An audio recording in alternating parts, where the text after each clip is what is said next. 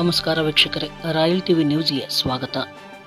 ಶರಣಯೋಗಿ ಹಡಪದ ಅಪ್ಪಣ್ಣನವರು ಮತ್ತು ವಚನ ಪೀತಾಮಹ ಡಾಕ್ಟರ್ ಪಗು ಹಳಕಟ್ಟಿ ಅವರು ಅಂದು ಮಾಡಿದ ಒಂದು ಸಾಹಿತ್ಯ ಕ್ಷೇತ್ರದಲ್ಲಿನ ಹಾಗೂ ವಚನ ಕ್ಷೇತ್ರದಲ್ಲಿನ ಸಾಧನೆಯು ಇಂದಿಗೂ ಕೂಡ ಅಜರಾಮರವಾಗಿವೆ.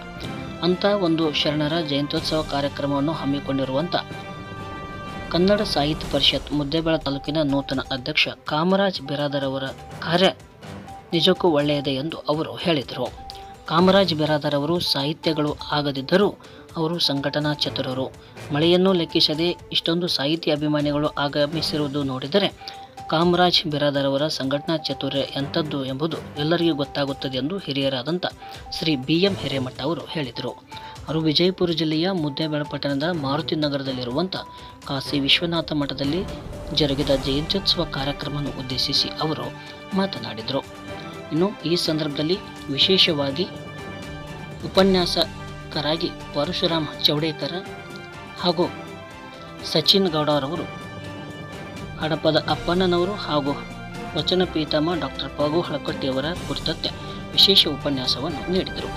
ಈ ಸಂದರ್ಭದಲ್ಲಿ ಮುಖಂಡರಾದಂಥ YH ವಿಜಯಕರ ಹಾಗೂ ಮಹಂತಪ್ಪಣ್ಣ ನಾವದಗಿ, BM ಹಿರೇಮಠ ಹಾಗೂ ಕಾಮರಾಜ್ ಬಿರಾದರ್ ಸೇರಿದಂತೆ ಅನೇಕರು ಮಾತನಾಡಿದರು. ಈ ವೇಳೆ ಶರಣೆ ಶೋಭಾತಾಯಿ, ಮಹಾದೇವಯ್ಯ ಶಾಸ್ತ್ರಿ, ಕಾಮರಾಜ್ ಬಿರಾದರ, BM ಹಿರೇಮಠ, ಮಹಂತಪ್ಪಣ್ಣ ನಾವದಗಿ, ಸದಾಶಿವ ಮಾಗಿ ಪುರಸಭೆ ಸದಸ್ಯರು, ಶಂಕರಪ್ಪ ಹಡಪದ ಸಮಾಜದ ಅಧ್ಯಕ್ಷರು, ಭಾರತಿ ಪಾಟೀಲ್ ಪುರಸಭೆ ಸದಸ್ಯರು, ಮೆಹಬೂಬ್ ಗೊಳಸಂಗಿ ಪುರಸಭೆ ಸದಸ್ಯರು ಹಾಗೂ ನಿರೂಪಣೆಯನ್ನು ಸಿದ್ದನಗೌಡ ಬಿಜೂರ್ ಮಾಡಿದರು. ಹಾಗೂ ಸಂಗಮೇಶ್ ಶಿವನಿಗೆ ತಂಡದಿಂದ ಪ್ರಾರ್ಥನೆ ಜರುಗಿತು. ಈ ಸಂದರ್ಭದಲ್ಲಿ ಕಾಮರಾಜ್ ಬಿರಾದರ್ ಗೆಳೆಯರ ಬಳಗದ ಸದಸ್ಯರಾದಂಥ ಸದಾಶಿವ ಮಠ ಹಾಗೂ ವಿಲಾಸ್ ಪಾಟೀಲ, ರವಿ ಅಮ್ರನ್ ಅವರ, ಸಂಗಪ್ಪಣ್ಣ ಮೇಲಿನಮನಿ ಹಾಗೂ ಗೌಡರ್ ಸೇರಿದಂತೆ ಅನೇಕರು ಈ ಸಂದರ್ಭದಲ್ಲಿ ಉಪಸ್ಥಿತರಿದ್ದರು. ಇವತ್ತಿನ ಈ ಸಮಾರಂಭದಲ್ಲಿ ಬಹಳ ಪೂಜ್ಯನೀಯವಾದಂತ ಒಂದು ವಿಚಾರಗಳನ್ನ ಸನ್ಮಾನ್ಯ ಉಪನ್ಯಾಸಕರು ಇನ್ನು ಕೆಲವೇ ನಿಮಿಷಗಳಲ್ಲಿ ನೀಡಲಿದ್ದಾರೆ. ಅದೇನು ಅಂತಂದ್ರೆ ನಮ್ಮೆಲ್ಲರ ಕಾಯಕ ಯೋಗಿ ಹಡಪದ ಅಪ್ಪಣ್ಣನವರ ಜಯಂತಿಯನ್ನ ಆಚರಿಸುವ ಮೂಲಕ ನಾವು ಸಾಹಿತ್ಯ ಪರಿಷತ್ತಿನ ಕಾಯಕಕ್ಕೆ ನಮ್ಮನ್ನು ನಾವು ಅಣಿ ಮಾಡಿಕೊಂಡಿದ್ದೇವೆ ರುದ್ರ ಸರ್ ಅಂತ ಹೇಳಿದ್ರೆ ತಪ್ಪಾಗ್ಲಿಕ್ಕಿಲ್ಲ. ಒಂದು ಮಹಾಪ್ರಸಂಗ ಯಾವಾಗಲೂ ನಮ್ಮ ವಚನ ಸಾಹಿತ್ಯದಲ್ಲಿ ಒಂದೊಂದು ಅದ್ಭುತ ಘಟನೆಗಳದು. ಯಾವುದಂದ್ರೆ ಅಲ್ಲಮಪ್ರಭು ಸಿದ್ದರಾಮಯ್ಯನವರು ಭೇಟಿಯಾದ ಸಂದರ್ಭ, ಅಲ್ಲಮಪ್ರಭು ಮುಕ್ತಾಯಕ್ಕ ಭೇಟಿ, ಮತ್ತು ಅಲ್ಲಮಪ್ರಭು ಸಿದ್ದರಾಮಯ್ಯನವರು ಇಬ್ಬರು ಬಸವ ಕಲ್ಯಾಣಕ್ಕೆ ಬಂದಾಗ ಬಸವಣ್ಣನವರು ಬರಮಾಡಿಕೊಳ್ಳುವ ಪ್ರಸಂಗ, ಇವೆಲ್ಲ ಬಹಳ ಅದ್ಭುತ ಘಟನೆಗಳು. ನಾವು ವಚನ ಸಾಹಿತ್ಯವನ್ನ 100 ವರ್ಷ ಓದಿದ್ರು ಪಟ್ನ ವಚನಗಳು ನಮ್ಮ ಬಾಯಿಗೆ ಬರಲ್ಲ. ಈಗಲೂ ಹೇಳಲಿಕ್ಕೆ ಸಾಧ್ಯ ಇಲ್ಲ. ನಾವು ಬರ್ಕೊಂಡು ಏನೋ ಮಾಡ್ಕೊಂಡು ಬರಬೇಕು. ಅಪ್ಪಣ್ಣನವರು ಮತ್ತು ಆ ಸಂದರ್ಭದಲ್ಲಿ ಇಷ್ಟು ಚಂದ ವಚನಗಳು ಬರ್ತಾವಲ್ಲ, ಅದನ್ನು ವರ್ಣಲಿಕ್ಕೆ ಸಾಧ್ಯ ಇಲ್ಲ. ಅಂತ ಅದ್ಭುತವಾದಂಥ ವಚನ ಸಾಹಿತ್ಯ ನಮ್ಮ ಬಸವಾದಿ ಶರಣರು ಕೊಟ್ಟೋಗಿದ್ದಾರೆ.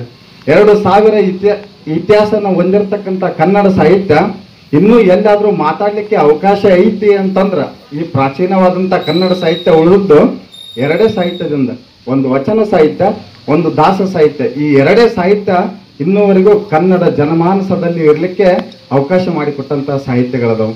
ಸಮ್ಮೇಳನದ ಅಧ್ಯಕ್ಷರಾಗಿದ್ದರು ಬಳ್ಳಾರಿ ಒಳಗ. ಅದೇ ವರ್ಷನೇ ತಮ್ಮ ವಕೀಲಿ ವೃತ್ತಿಗೆ ರಾಜೀನಾಮೆ ಕೊಟ್ಟು ವಚನಶಾಸ್ತ್ರದ ಕಟ್ಟನ್ನ ಅವರು ಸಂಶೋಧನೆ ಮಾಡುವಂತ ಕಾರ್ಯದೊಳಗೆ ತಮ್ಮನ್ನು ತಾವು ತೊಡಗಿಸಿಕೊಂಡು ಒಮ್ಮೆ ಇವರು ಹೇಳ್ತಾರೆ ಅವ್ರ ಬಗ್ಗೆ, ಸದಾಶಿವಯ್ಯ ಜಂಬಯ್ಯ ನಾಗಲುಟ್ಟಿ ಮಠ ನಿಮಗೆಲ್ಲ ಗೊತ್ತದೆ. ಆದ ಪ್ರಪ್ರಥಮ ವೈದ್ಯ ಅವರು. ಹಿಂಗ ನಾಡಿ ನೋಡಿದ್ರೆ ನಿನಗೆ ಜಡಪ್ಪ ತೋರಿಸ್ಕೊಂತ ಹೇಳ್ತಿದ್ರು. ಈಗಿನ ಡಾಕ್ಟರ್ಗಳು ನಮ್ಮ ಬಾಯಲ್ಲಿ ಕೇಳಿದ ಪ್ರಿಸ್ಕ್ರಿಪ್ಷನ್ ಬರೀತಾರೆ. ಅವರು ಬರೀ ಹಿಂಗೊಂದು ನಾಡಿ ನೋಡಿ ನಿನಗಿದೇ ರೋಗದ ತೋರಿಸುವಂತೆ. ದಕ್ಷಿಣ ಏಷ್ಯಾದ ಪ್ರಪ್ರಥಮ ವೈದ್ಯ ಸದಾಶಿವಯ್ಯ ಜಂಬಯ್ಯ ನಾಗಲುಟ್ಟಿ ಮಠ. ಒಮ್ಮೆ ಭುವನೇಶ್ವರಿಯ ರಥವನ್ನ ಎಳೆಯುವಾಗ ಕನ್ನಡ ಮನಸ್ಸುಗಳೆಲ್ಲವೂ ಸೇರಿ ಈ ಕಾರ್ಯವನ್ನು ಮಾಡೋಣ ಅಂತ ಹೇಳ್ತಾ 2 ಮಾತು. ಇಲ್ಲಿಯವರೆಗೆ ಹಡಪದ ಅಪ್ಪಣ್ಣನ ಬಗ್ಗೆ ಅರ್ಥಪೂರ್ಣವಾಗಿ ಮಾತಾಡಿದ್ದಾರೆ ಅವರು. ನೂತನವಾಗಿ ಆಯ್ಕೆಯಾಗಿರುವ ಕಾಮರಾಜ್ ಬಿರಾದ್ ಅವರನ್ನ ತನು ಮನ ಧನದಿಂದ ಬೆಂಬಲಿಸೋಣ. ತಾಯಿ ರಾಜರಾಜೇಶ್ವರಿ ಭುವನೇಶ್ವರಿಯ ಕೆಲಸವನ್ನ ನಾವೆಲ್ಲರೂ ಕೂಡಿ ಮಾಡೋಣ. ಆತನೇ ಅಧ್ಯಕ್ಷನಲ್ಲ, ನೀವೆಲ್ಲರೂ ಅಧ್ಯಕ್ಷರು ಅನ್ನೋ ಮಾತನ್ನು ಹೇಳಿ ನನ್ನ ಮಾತುಗಳನ್ನು